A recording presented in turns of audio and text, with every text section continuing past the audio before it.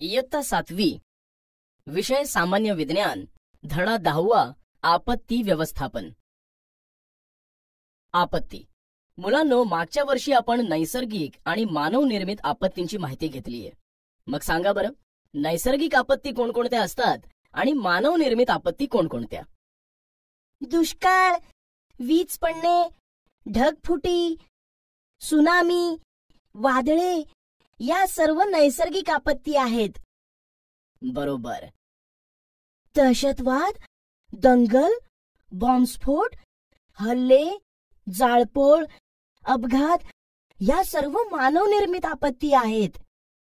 अगदी बरोबर. पण असं असलं तरीही या दोनही आपत्ती एकमेकांशी संबंधित असतात. म्हणजे काय ते मी तुम्हाला सविस्तर सांगतो.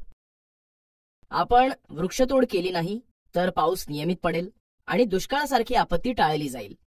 म्हणजेच काही आपत्ती अशा असतात की ज्या आपण टाळू शकतो, तर काही आपत्ती टाळणं हे शक्य नसतं. अशा आपत्तींसाठी आपल्याला दक्षता घेणं खूपच गरजेचं असतं. भूकंप किंवा सुनामी येणं आपण टाळू शकत नाही, पण असं झाल्यास किंवा होण्याच्या आधी काय दक्षता घ्यावी याची माहिती असणं निश्चितच गरजेचं आहे. मुलांनो, वर्तमानपत्रातील या बातम्या पहा आणि मला सांगा यातून तुम्हाला काय समजलं? सर, यातील एका बातमीत ट्रक अपघातात 3घांचा मृत्यू झाल्याचं सांगितलंय. सर, या बातमीत रशियाचं विमान कोसळल्याचं सांगितलंय. बरोबर. आणि पुढील बातमी कोणती आहे? सर, वर्धा वादळाचं चेन्नईत थैमान झाल्याचं सांगितलंय.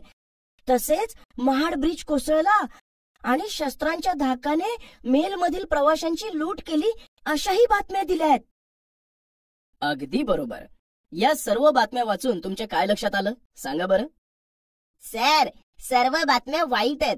तसेच यातील काही घटना नैसर्गिक कारणाने घडल्यात तर काही माणसांच्या चुकीमुळे घडल्यात. अगदी बरोबर. मुलांनो, म्हणजेच या घटनांवरून आपल्या असं लक्षात येतं की काही आपत्ती आपण टाळू शकतो तर काही आपत्ती टाळू शकत नाही. अशा आपत्तीमध्ये दक्षता घेणं गरजेचं असतं. मग मला सांगा की वीज पडून होणाऱ्या आपत्तीमधील जीवितहानी टाळता येऊ शकते का? सर, जर अचानक वीज पडून एखाद्याचा मृत्यू झाला तर तो टाळता येऊ शकत नाही. पण वीज पडण्याच्या आधी आकाशात विजा चमकतात, ढगांचा गडगडाट होतो. अशा वेळी आपण कुठेतरी सुरक्षित ठिकाणी जाऊ शकतो. बरोबर. बरं, तुम्हाला हे माहीतच असेल की खूप पाऊस पडला की गावाकडे शेतामधील बांध पावसाच्या पाण्यात वाहून जातात. हे बांध वाहून न जाण्यासाठी काय केलं पाहिजे सांगा बरं?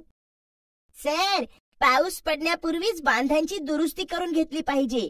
घरात पाणी गळू नये म्हणून आपण पावसाळा सुरू होण्यापूर्वीच घरांच्या छपरांवर प्लास्टिकचे कागद घालतो ना, त्याप्रमाणे. बरोबर. म्हणजेच असं संकट आपण टाळू शकतो. बरं, मला सांगा पाणी टंचाई का निर्माण होते? सर, जर पाण्याचा साठा कमी असेल तर पाणी कपात करतात आणि त्यामुळेच पाणी टंचाई होते. बरोबर. पण पाणी कपात करावं लागतं कारण लोक पाण्याचा अतिवापर करतात.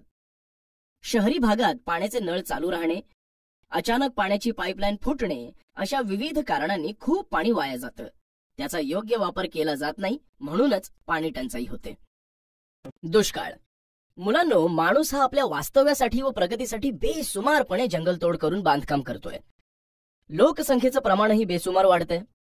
मानवाच्या या चुकीमुळे पर्यावरणाचा समतोल ढासळत चाललेला आहे. म्हणजेच कधी कुठे जास्त प्रमाणात पाऊस पडतो तर कधी कुठे पडतच नाही. त्यामुळे कधी ओला दुष्काळ पडतो तर कधी कोरडा दुष्काळ पडतो. तुम्ही बऱ्याच वेळेस ऐकलं असेल किंवा वर्तमानपत्रात वाचलं असेल की पाण्याचा दुष्काळ पडला, अन्नधान्याचा दुष्काळ पडला. तर हा दुष्काळ म्हणजे काय, त्या परिस्थितीत नेमके काय प्रश्न पडतात याची आपण माहिती घेऊयात. दुष्काळ म्हणजे पाण्याच्या किंवा अन्नधान्याच्या प्रदीर्घ तसेच तीव्र तुटवड्यामुळे उद्भवणारी परिस्थिती होय. पावसाच्या अभावामुळे पाण्याच्या दुष्काळाची परिस्थिती निर्माण होते आणि असा पाण्याचा दुष्काळ पडला असेल तर लोकांना प्यायला देखील पाणी त्या भागात नसतं. अशा वेळी त्या लोकांना टँकरने पाणी पुरवण्याची व्यवस्था केली जाते. ज्या भागात पाणी आहे त्या भागातील पाणी या लोकांसाठी टँकरने वाहून आणलं जातं. तसंच ज्यावेळी अन्नधान्याचा दुष्काळ पडतो त्यावेळी देखील अन्नधान्य दुष्काळग्रस्तांना पोहोचवण्याची व्यवस्था केली जाते. दुष्काळामुळे बऱ्याचदा पाण्याअभावी झाडे सुकून जातात. जनावरे किंवा माणसे ही मृत्यूच्या जाळ्यात सापडतात. दुष्काळामुळे पडणाऱ्या परिणामानुसार दुष्काळाचे सर्वसाधारणपणे सौम्य दुष्काळ आणि तीव्र दुष्काळ असं वर्गीकरण केलं जातं. खरं तर दुष्काळ ही एक नैसर्गिक आपत्ती आहे, पण काही वेळा मानवी चुकांमुळे देखील दुष्काळाचे परिणाम भोगावे लागतात. दुष्काळामुळे जीवितहानी मोठ्या प्रमाणावर होते, कारण दुष्काळाच्या काळात लोकांना अन्नधान्यच मिळत नाही. त्यामुळे उपासमारीने हाल होऊन त्या भागात लोकांच्या मृत्यूची संख्या वाढते. जगात विविध प्रदेशात तीव्र दुष्काळ पडून त्यात प्राणहानी झाल्याच्या नोंदी आहेत. जगात आतापर्यंत जे भीषण दुष्काळ पडले त्यात भारत आणि चीनमधील दुष्काळ प्रमुख आहेत. आशिया हा जगातील प्रमुख दुष्काळग्रस्त खंड आहे. मुलांनो, विचार करा की जर वर्षभर शेतात काहीच पिकलं नाही तर आपलं काय होईल? बाप रे सर, वर्षभर शेतात काहीच पिकलं नाही तर आपण खाणार काय? जगणार कसं? लोकांना खायला अन्न मिळालं नाही तर उपासमारीने मृत्यू घडतील. अगदी बरोबर. म्हणूनच असं होऊ नये यासाठी आपण दुष्काळाची सविस्तर माहिती पुढे पाहणार आहोत. दुष्काळाची कारणे. मुलांनो, प्रत्येक गोष्ट घडण्यामागे काहीतरी कारण असतं, तेव्हाच ती घडते. आपण फक्त म्हणतो की दुष्काळ पडला, पण कधी विचार केला आहे का की हा दुष्काळ कशामुळे किंवा कोणत्या कारणांमुळे पडतो? दुष्काळाची कारणे मानवनिर्मित आणि नैसर्गिक अशी दोनही प्रकारची आहेत.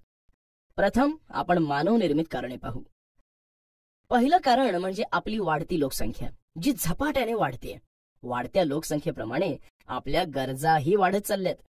त्यामुळे आपल्या गरजांसाठी आपण वृक्षतोड आणि जंगलतोड करतो. त्यामुळे जमिनीची धूप होऊन पाऊसही कमी पडू लागतो आणि अवेळीही पडू लागतो. त्यामुळे पाण्याचा तुटवडा निर्माण होतो. शिवाय मानव अशा परिस्थितीतही पाण्याचा काटकसरीने वापर न करता अमर्याद वापर करतोय. त्यामुळे दुष्काळाची समस्या निर्माण होते. तसेच कमी क्षेत्रात जास्त अन्न पिकवण्यासाठी आपण रासायनिक खतांचा वापर पिकांसाठी करू लागलो. त्यामुळे आपली शेतजमीन नापीक तर होतेच, पण रासायनिक खते वापरलेली अन्नधान्य आपण खाऊन आपले आजारही वाढतात. पिकांवर पडणारी कीड, रोग, टोळधाड, उंदीर, घुशी इत्यादी प्राण्यांकडून पिकांचा नाश होतो. त्यामुळेही अन्नधान्याचं नुकसान होऊन दुष्काळ पडण्याची शक्यता असते. पाण्याचा गैरवापर केल्यामुळे पाण्याच्या दुष्काळाला सामान्य जनतेला सामोरं जावं लागतं. तसेच देशांच्या आपापसातील वादांमुळे अंतर्गत अशांतता सर्वत्र पसरते. शेतीकडे दुर्लक्ष होतं. युद्ध हे देखील दुष्काळाचं मानवी कारण आहे. दुष्काळासाठी निसर्ग देखील कारणीभूत आहे. बऱ्याचदा अतिवृष्टीमुळे काही भागात नद्यांना पूर येतो. मग सांगा बरं, पुरात काय काय नुकसान होतं? पूर ही नैसर्गिक आपत्ती आहे. पूर आला की पुरात लोकांची शेतातील पिकं, घरं, पाळीव जनावरं वाहून जातात. त्यांच्या पिकांचे नुकसान होऊन अन्नधान्याचा दुष्काळ पडतो. तसंच तापमानातील बदल, वादळे, थंड हवा, धुके असे पर्यावरणातील बदल ही देखील दुष्काळाची कारणे आहेत. वादळांमुळे तर मोठ्या प्रमाणात जीवित व वित्तहानी होते. एखाद्या प्रदेशात दीर्घकाळ सातत्याने सरासरीपेक्षा खूप कमी किंवा अजिबात पाऊस न पडणे म्हणजेच अवर्षण होय. हे अवर्षण म्हणजे दुष्काळाचं प्रमुख कारण आहे. मुलांनो, या सर्व कारणांवरून आपल्याला असं दिसून येतं की दुष्काळासाठी जसा निसर्ग जबाबदार तितकाच मानवही जबाबदार आहे. म्हणून आपल्याला ही सर्व कारणे समजून दुष्काळग्रस्त परिस्थिती उद्भवणार नाही यासाठी प्रयत्न केले पाहिजेत. इतिहासात डोकावताना. दुष्काळ पडणं ही काही आजची घटना नाहीये, तर ती इतिहास काळातही घडत होती. शिवाजी महाराज व छत्रपती शाहू महाराजांच्या काळातही दुष्काळ पडत होता. त्या दुष्काळावर मात करण्यासाठी त्यांनी अनेक योजना राबवल्या होत्या. त्या काळातही पिण्याच्या पाण्याचे, अन्नाचे तसेच जनावरांच्या चाऱ्याचे प्रश्न होते. म्हणून अशा संकटांवर मात करण्यासाठी शिवाजी महाराज व छत्रपती शाहू महाराजांनी अनेक योजना राबवल्या होत्या. त्यातील पाणी पुरवठा व पाणी साठ्याच्या योजना आजच्या परिस्थितीतही आदर्श आहेत. यावरून आपल्या असं लक्षात येतं की येणाऱ्या संकटांना व आपत्तींना तोंड देण्यासाठी आपणही अशा योजना तयार करू शकतो, ज्या आपल्या जीवनासाठीच नाही तर समाजासाठी उपयुक्त ठरतील. औरंगाबादमध्ये पिण्याच्या पाण्यासाठी मलिक अंबरने नहर म्हणजेच कालवा योजना राबवली. पिण्याच्या पाण्याचा तो कालवा हे एक त्या काळातील उत्तम उदाहरण आहे. त्याचप्रमाणे आताही सिंचन प्रकल्प, पाणी साठवा, पाणी जिरवा, कालव्यांची योजना अशा विविध योजनांच्या माध्यमातून दुष्काळावर मात करण्याचा प्रयत्न केला जातोय. दुष्काळाची तीव्रता कमी करण्यासाठी काय करावं? मुलांना तुम्ही सांगू शकाल का की दुष्काळाची तीव्रता कमी करण्यासाठी काय करता येईल? दुष्काळाची लोकांना जाणीव करून देण्यासाठी नको दुष्काळ, नको जमिनीची धूप, झाडे लावा खूप खूप अशी घोषवाक्य तयार करून वेगवेगळी चित्र काढून प्रभात फेरी मार्फत लोकांमध्ये जनजागृती निर्माण करता येईल. हे केलं तरी चालेल, पण या व्यतिरिक्त पाण्याचा नियोजनपूर्वक वापर केला पाहिजे. म्हणजे पाणी जपून वापरलं पाहिजे. शॉवर खाली आंघोळ न करता एका बादलीत आंघोळीला पाणी घ्यावं. सतत नळ चालू ठेवून कपडे भांडी न धुता एका बादलीत पाणी घेऊन भांडी धुवावीत. शिवाय भांडी कपडे धुतलेले पाणी फेकून न देता अंगणात टाकण्यासाठी किंवा टॉयलेटमध्ये टाकण्यासाठी वापरावं. याचबरोबर आपल्याला स्थानिक पातळीवरही जलसंधारणाचे योग्य नियोजन करायला हवं. पाण्याच्या साठवणीसाठी धरणे बांधायला हवेत. शेतात पावसाचं पाणी साठवण्याची योजना तयार करायला हवी. तसेच आपण मोठ्या प्रमाणात वृक्ष लागवड करायला हवी आणि वृक्षतोड थांबवायला हवी. त्यासाठी कडक कायदे करायला हवेत. झाड तोडले तर दंड आकारला जायला हवा. प्रत्येकाला झाडं लावायची सवय लागायला हवी. शिवाय हवामानातील बदलांचा अंदाज घेऊन नियोजनात बदल करायला हवेत. त्यानुसार पाणी आणि अन्न पुरवठा यांचं नियोजन करायला हवं. असं जर आपण केलं तर निश्चितच दुष्काळाची तीव्रता कमी होईल. ढगफुटी. मुलांनो, तुम्ही सगळ्यांनीच पाऊस पडताना पाहिला असेल. मग मला सांगा बरं, हा पाऊस नेमका कसा पडतो? सर, मी सांगतो. समुद्राच्या पाण्याचे सूर्याच्या किरणांच्या उष्णतेमुळे बाष्पीभवन होते. या वाफेचे वर जाऊन ढग बनतात. नंतर हे ढग पर्वत रांगांमुळे अडवले जातात. उंचावरती थंड हवा ढगांना लागल्याने वाफेचे संघनन होते आणि पाऊस पडतो. हे पावसाचे पाणी जमिनीवर आल्यावर नद्या नाल्यात मिसळून पुन्हा समुद्राला जाऊन मिळते आणि ही प्रक्रिया पुन्हा तशीच सुरू राहते. यालाच जलचक्र असेही म्हणतात. खूपच छान. पण मुलांनो, तुम्हाला माहित आहे का की जलचक्रात काही वेळा बदल घडतो. पाऊस देणाऱ्या ढगातून खाली आलेलं पाणी जमिनीवर पडण्याऐवजी जमिनीकडील उष्ण तापमानामुळे त्याची परत वाफ होते. ही वाफ त्या ढगातच सामावली जाते. यामुळे ढगात वाफेचा अधिक साठा होतो. तेथे शीघ्र संघनन म्हणजेच बाष्पाचे पाण्यात रूपांतर होऊन अचानकपणे जोरात पाऊस पडायला लागतो. या काळात आपल्या कल्पनेपेक्षा जास्त प्रमाणात पाऊस पडतो. सुमारे 100 मिलीमीटर प्रति तास किंवा त्यापेक्षाही अधिक प्रमाणात अचानकपणे एखाद्या विशिष्ट लहान भूभागावर हा पाऊस पडला तर त्यालाच ढगफुटी असं म्हणतात. ढगफुटी ही नैसर्गिक आपत्ती आहे. या ढगफुटीचे परिणाम आपल्या जीवनावर खूप मोठ्या प्रमाणावर होतात. कारण जेथे ढगफुटी होते तो भाग संपूर्ण जलमय होतो. लोकांचे संसार उद्ध्वस्त होतात कारण घरातील सामान पाण्यात वाहून जातं. ढगफुटीमुळे मोठ्या प्रमाणात जीवित आणि वित्तहानी होते. म्हणून जर एखाद्या ठिकाणी ढगफुटी होणार असेल तर काही गोष्टींची काळजी घेणं गरजेचं असतं. ढगफुटी झाल्यावर खूप मोठ्या प्रमाणात पाऊस पडतो. त्यामुळे अशा वेळी लवकरात लवकर सुरक्षित जागी जाणं महत्वाचं ठरेल. आपण सुरक्षित ठिकाणी राहावं आणि दुसऱ्यांनाही सुरक्षित ठिकाणी जाण्यास मदत करावी. तसेच डोंगर पायथ्याशी, नदी किनारी किंवा समुद्राच्या किनारी थांबण्यात धोका असतो. त्यामुळे अशा ठिकाणीही जाणं टाळलं पाहिजे. ढगफुटी व अतिवृष्टी होत असताना दरड कोसळणे, टेकड्या आणि डोंगर खचणे अशा घटना घडतात. पाऊस जोरात सुरू असताना पाण्याचा प्रवाहही जोराने उतारावरून डोंगर पायथ्याशी येऊ लागतो. म्हणून खूप जोराचा पाऊस पडताना डोंगराच्या पायथ्याशी थांबू नये. तर मुलांनो, या सर्व माहितीवरून तुम्हाला आता ढगफुटी म्हणजे काय हे समजलं असेलच. 6 ऑगस्ट 2010 रोजी अशी ढगफुटी लडाखमध्ये झाली होती. तसेच 26 जुलै 2005 रोजीही मुंबईमध्ये मोठी ढगफुटी झाली होती. त्यावेळी खूप जोराचा पाऊस पडत होता. त्या दिवशी 8 ते 10 तासांमध्ये सुमारे 37 इंच इतका पाऊस पडला होता आणि संपूर्ण मुंबई जलमय झाली होती. घराचा संपूर्ण तळमजला पाण्यात बुडाल्याचे तुम्ही मोठ्या माणसांकडून ऐकले असेलच. महापूर. मुलांनो, सांगा बरं, नदीच्या जवळ असणाऱ्या प्रदेशात पावसाळ्यात खूप पाऊस पडला तर काय होईल? नदीला पूर येईल.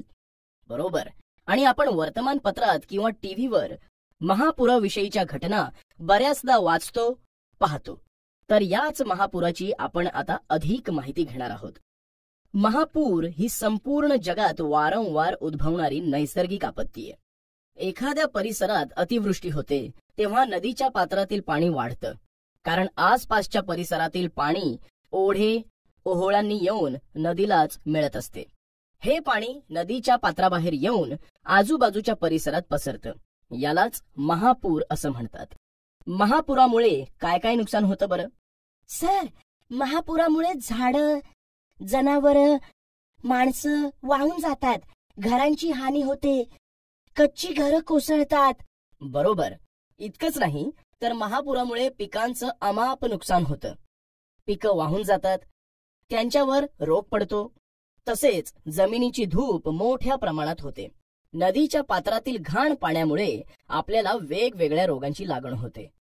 पूर ओसरल्यानंतरही आजार, रोगराई यांमुळे लोकांचं आरोग्य खालावतं. म्हणूनच महापुरामुळे मोठ्या प्रमाणात जीवित व वित्तहानी होते. वीज पुरवठा खंडित होतो. दळणवळण थांबतं. याकरिता महापुरापासून स्वतःचं संरक्षण करण्यासाठी काही उपाययोजना करणं गरजेचं आहे. मुलांनो, तुम्हाला धरण म्हणजे काय माहितीये का? सर, नदीचं पाणी समुद्राला मिळून वाया जाऊ नये यासाठी नदीच्या प्रवाहात भिंत घालून पाणी अडवतात. त्याला धरण म्हणतात. बरोबर.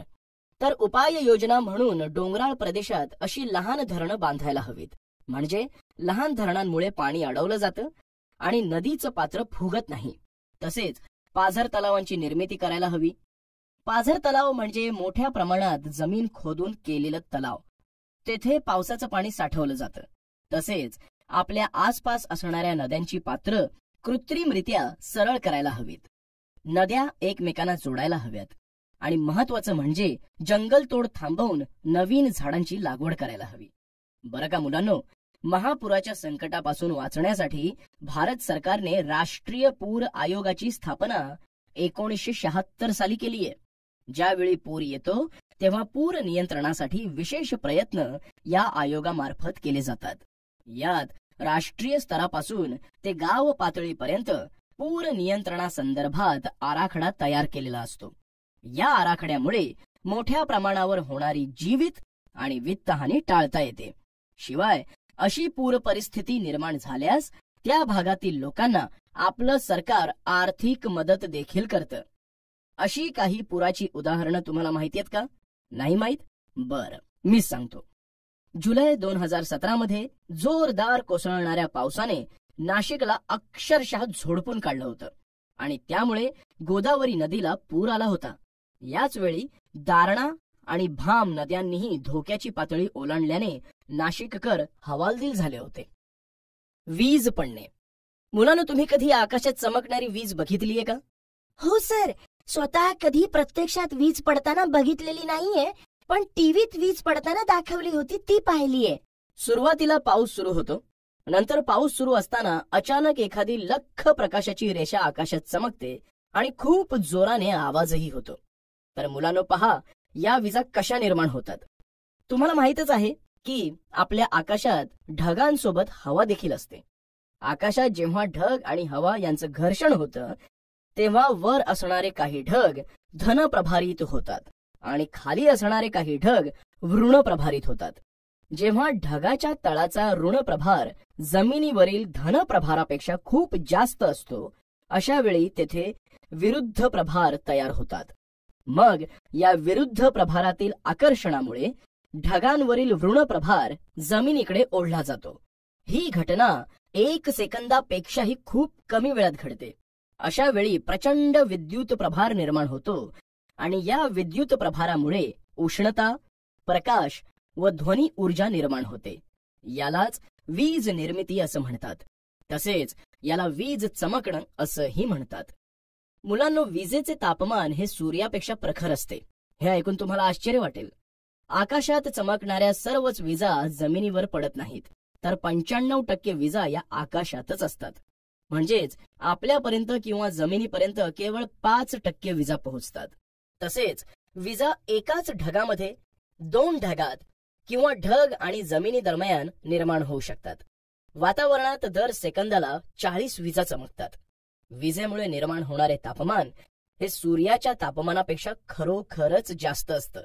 एवढ्या मोठ्या तापमानामुळे प्रचंड दाबाखाली असलेली हवा अचानक प्रसरण पावते आणि मोठा कडाडण्याचा आवाज होतो. खुल्या मैदानात वीज पडण्याचे प्रमाण सर्वाधिक. जगभरामध्ये वीज पडून जीवितहानी झाल्याचं प्रमाण जरी कमी असलं तरीही यामध्ये मृत्यू न झालेल्या लोकांच्या जीवनावर दीर्घकालीन परिणाम होतात. वीज पडल्यावर काही लोक जखमी होतात, काही भाजतात, काही अपंग होतात, काहींना तर हार्ट अटॅक येतो. पण अशा वीज प्रभारित व्यक्तींवर जर लगेच इलाज केला तर त्यांचे प्राण वाचवता येतात. ज्या ज्या ठिकाणी वीज कोसळली आहे त्या ठिकाणांचा अभ्यास केला असता असं आढळून आलंय की जास्तीत जास्त विजा या खुल्या मैदानात पडल्यात आणि सर्वात कमी वीज पडण्याचं प्रमाण हे झाडाखाली आणि पाण्याजवळ आहे. तसेच या दुर्घटना नेहमी व्यक्ती एखाद्या उंच ठिकाणी किंवा एखाद्या उंच वस्तूजवळ असताना घडल्यात. वीज कडाडत असताना काय दक्षता घ्याल? आतापर्यंत आपण विजेची बरीच माहिती घेतली. आता विजा कडाडत असताना कोणती दक्षता घ्यायला हवी ते जाणून घेऊयात. 1. विजा कडाडत असताना मैदानात किंवा झाडाखाली उभं राहू नये. तसेच उंच ठिकाणी झाडावर चढू नका. 2. विजेचा खांब, टेलिफोनचा खांब, टॉवर इत्यादींजवळ उभे राहू नका. 3. गाव, शेत, आवार, बाग आणि घर यांच्या भोवतीच्या तारेच्या कंपाऊंडला टेकू नका. 4. दुचाकी वाहन, सायकल, ट्रॅक्टर यांवर असाल तर तात्काळ उतरून सुरक्षित ठिकाणी जा. 5. एकाच वेळी अधिक व्यक्तींनी एकत्र थांबू नका. 6. 2 व्यक्तींमध्ये अंदाजे 15 फूट अंतर राहील याची काळजी घ्या. 7. प्लग जोडलेली विद्युत उपकरणे वापरू नका. 8. मोबाईल किंवा दूरध्वनीचा वापर करू नका. 9. पायांखाली कोरडे लाकूड, प्लास्टिक, गोणपाट, कोरडा पालापाचोळा ठेवा. 10. दोन्ही पाय एकत्र करून गुडघ्यांवर दोन्ही हात ठेवून तळ पायांवर बसा. 11. पोहणारे, मच्छीमार करणारे यांनी त्वरित पाण्यातून बाहेर पडा. आणि 12.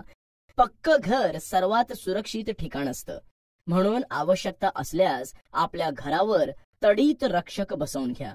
अशा प्रकारे तुम्ही विजेच्या तडाख्यापासून स्वतःला सुरक्षित करू शकता. ज्वालामुखी.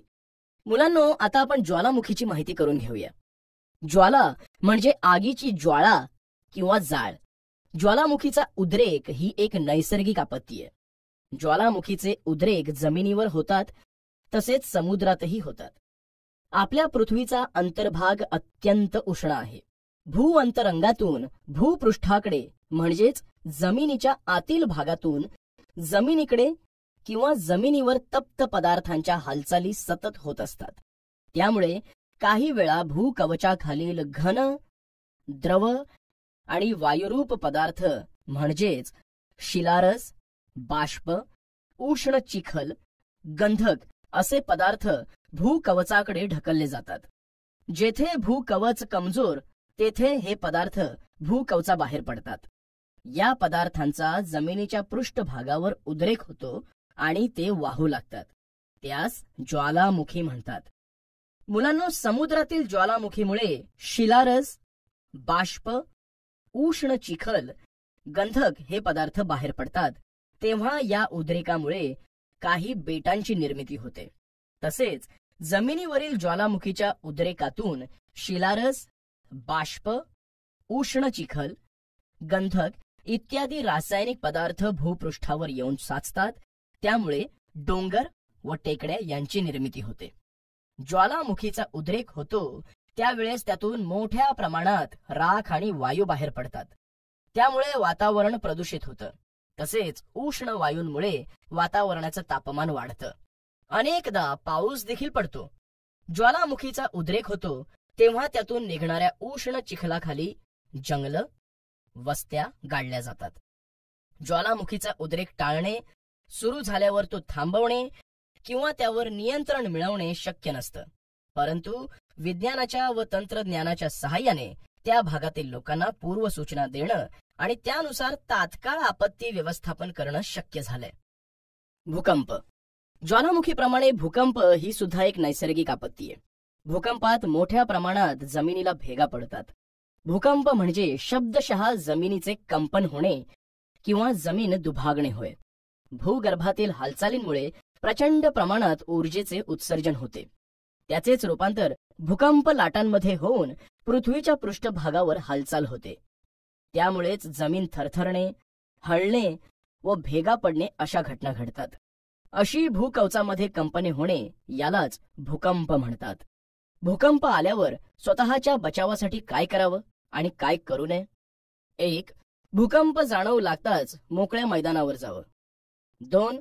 मजबूत टेबल किंवा एखाद्या पलंगाच्या खाली आश्रय घ्यावा, म्हणजे वरून छताचा काही भाग कोसळला तर तुम्ही सुरक्षित राहाल. 3. घरातील एखाद्या दरवाजाच्या चौकटीखाली उभं राहावं. 4. काच, खिडक्या आणि भिंतींपासून दूर राहावं. सुनामी. भूकंप किंवा ज्वालामुखीचा उद्रेक सागराच्या तळाशी झाला तर पाण्याच्या महाकाय लाटा निर्माण होतात. या पाण्याच्या मोठ्या लाटा किनाऱ्यावर येऊन धडकतात. त्यालाच सुनामी म्हणतात. हा जपानी भाषेतील शब्द आहे. सुनामी याचा अर्थ किनाऱ्यावर येऊन धडकणारी पाण्याची मोठी लाट होय.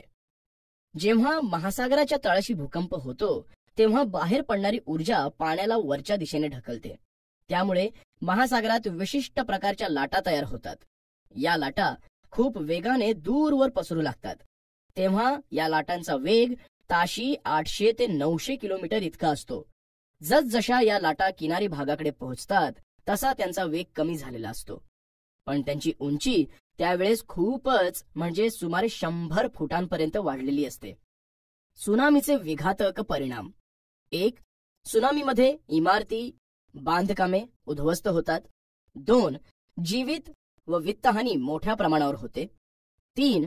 किनाऱ्याजवळील होड्या व जहाजे यांची हानी होते. 4. झाडे मुळांपासून उन्मळून पडतात. 5. मोठ्या प्रमाणावर भूस्खलन होतं. 6. किनाऱ्यावरील मूळच्या जमिनीत बदल होऊन दलदलीचे प्रदेश तयार होतात. 7. वाहतुकीस अडथळे निर्माण होतात. 8. समुद्राशी संबंधित व्यवसायांवर विपरीत परिणाम होऊन जनजीवन विस्कळीत होतं. आणि 9. बंदरांचे मोठ्या प्रमाणावर नुकसान होते. सागर तळाशी होणाऱ्या भूकंपामुळे सुनामी लाट निर्माण झाल्यावर तात्काळ तिचा अंदाज घेऊन किनारपट्टी लगतच्या प्रदेशातील लोकांना धोक्याची सूचना देणे आवश्यक असते. यासाठी कृत्रिम भूस्थिर उपग्रहाची मदत होते. वादळे. हवेत निर्माण होणारे कमी अधिक दाबाचे पट्टे आणि त्यामुळे हवामानात होणाऱ्या बदलांमुळे वेगाने वारे वाहू लागतात आणि वादळे निर्माण होतात.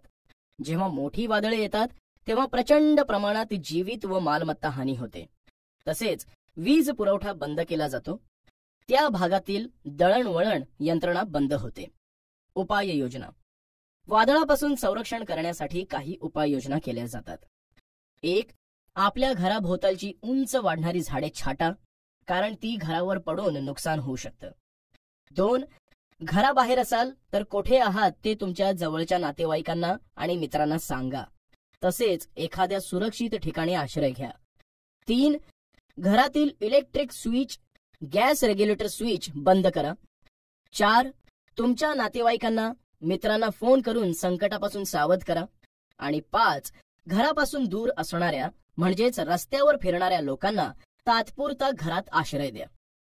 मुलांनो, वादळाच्या परिस्थितीत अशा प्रकारच्या उपाययोजना केल्यास तुम्ही स्वतःचे तसेच इतरांचेही संरक्षण करू शकाल. संयुक्त राष्ट्र संघटनेने एक स्थायी स्वरूपाची आंतरराष्ट्रीय संस्था UNDP 1965 साली स्थापन केली आहे. जगभरातील 177 देश या संघटनेचे सदस्य आहेत. या संघटनेचे कार्य म्हणजे आपत्ती काळात साधन सामग्री, आर्थिक मदत व स्वयंसेवक आपत्तीच्या ठिकाणी पाठवणे यांच्यासोबतच मोठी वैद्यकीय पथके आणि तज्ज्ञांचे गटही पाठवले जातात. 13 ऑक्टोबर हा आंतरराष्ट्रीय नैसर्गिक आपत्ती प्रतिबंध दिन आहे. या दिनाच्या निमित्ताने आपत्ती आल्यास त्या निवारण्यासाठी जागरूकता निर्माण केली जाते.